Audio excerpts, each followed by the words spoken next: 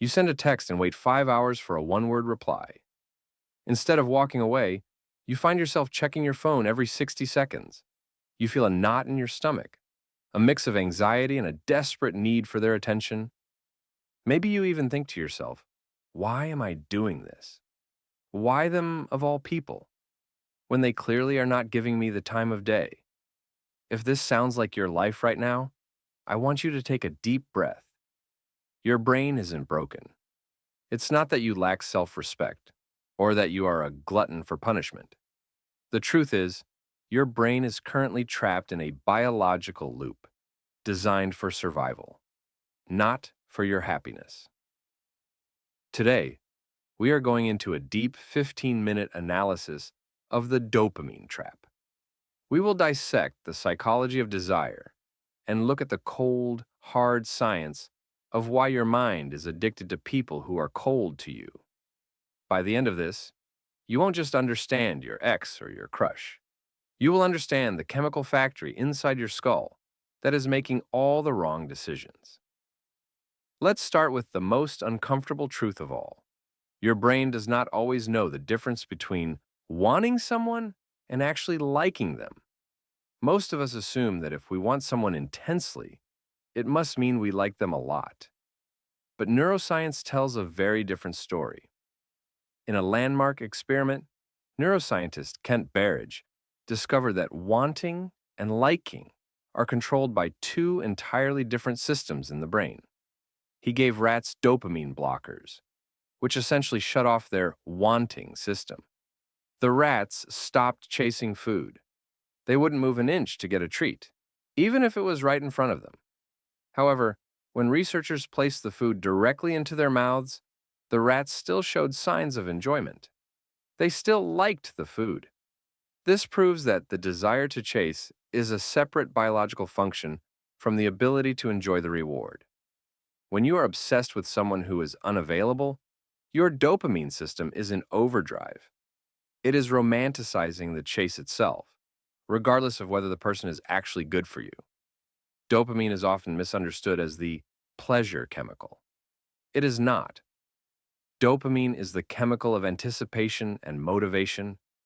It is the rush you feel when you see a notification on your screen, not the feeling you get when you actually read the message.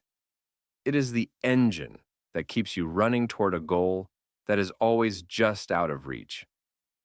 Think of it like a slot machine in a casino. If the machine paid out every single time you pulled the lever, you would get bored within minutes.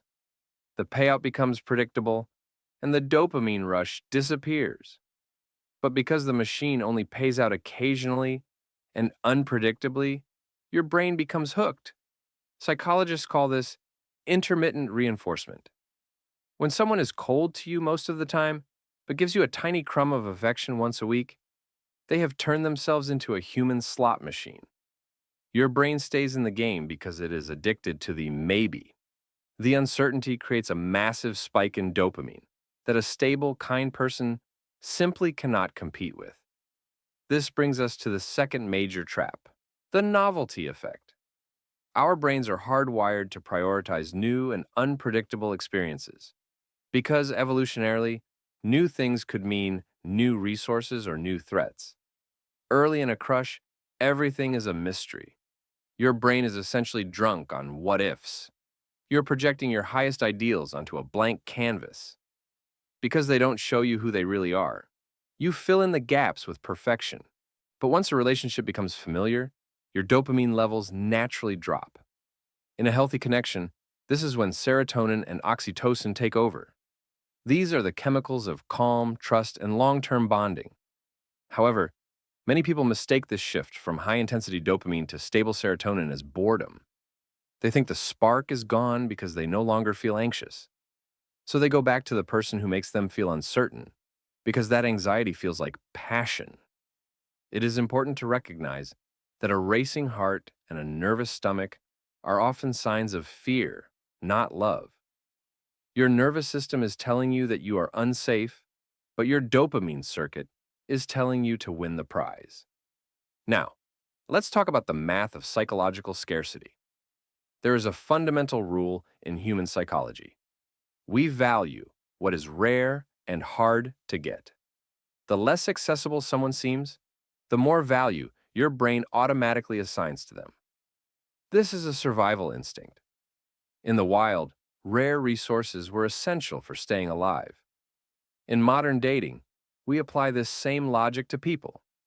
If they don't reply, if they are busy, if they seem disinterested, your brain concludes they must be high value. You start to think, if I can just win them over, it will prove that I am valuable too. This turns the person into a trophy to be won, rather than a human being to be connected with. But here's the catch. Attraction built on scarcity is a house of cards. The moment the chase ends, the moment they finally like you back, the scarcity disappears. Suddenly, they are just a regular person with flaws and bad habits. And because you never actually liked them, you only wanted them, the attraction evaporates. You're left wondering, what did I even see in this person? Your memory also plays a very sneaky role in this trap. Psychological studies show that we tend to edit our desires in hindsight. When we look back at a past crush, we often exaggerate how much we love them to make sense of how much pain we were in. Your brain tries to justify your past obsession. It tells a story that says, I must have really loved them? Otherwise, why would I have stayed up all night crying?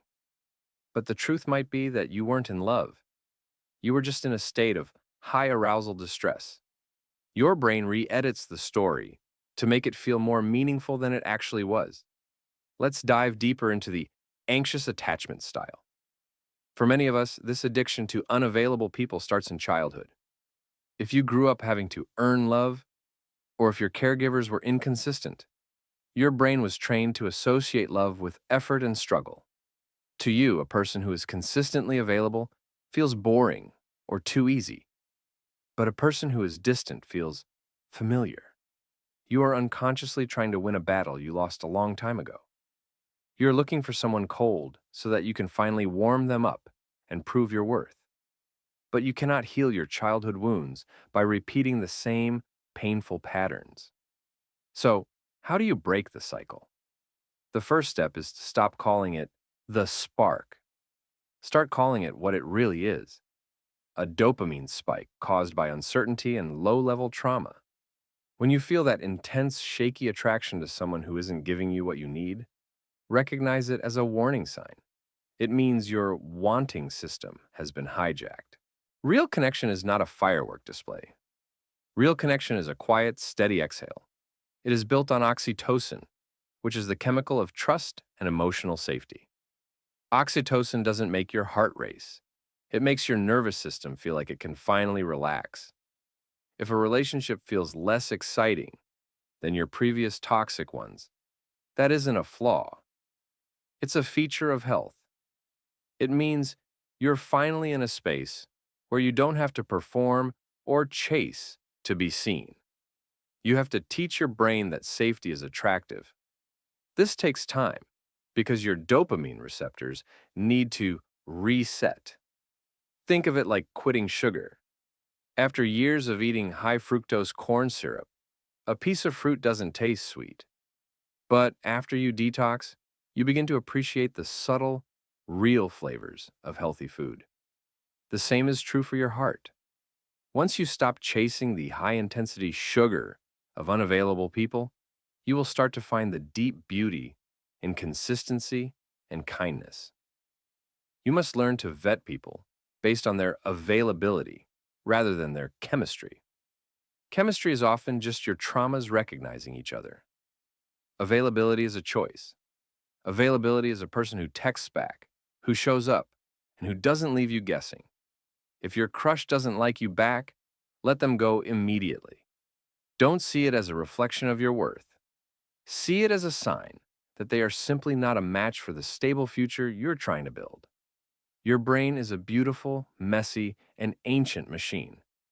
It is doing exactly what it was evolved to do: chase novelty and seek rewards. But you are more than just your brain's chemistry. You have the power to step back and look at the loop from the outside. You have the power to choose who makes your nervous system exhale, not just who makes your heart race. Because at the end of the day, desire is about who you want to chase, but love is about who you want to stay with when the chase is finally over. Take back your dopamine. Invest it in your own growth. Invest it in the people who show up for you without you having to ask. Stop fighting for a seat at a table where you aren't being fed. The most attractive person in the world is the one who makes you feel like you are enough exactly as you are. Everything else is just a trap designed to keep you small. Remember, your value is not a variable based on someone else's attention. Your value is a constant, unchangeable fact. And the moment you realize that, the maybe of a cold person will never be enough for you again. Thank you for listening to this deep dive. If this resonates with you, I want you to know you aren't alone. We are all just learning how to navigate this strange, chemical-driven heart of ours. Stay curious about your own patterns. Stay kind to your healing self. And most importantly, stay safe in your choices. The right connection won't make you feel like you're losing your mind. It will make you feel like you finally found it. It will feel like coming home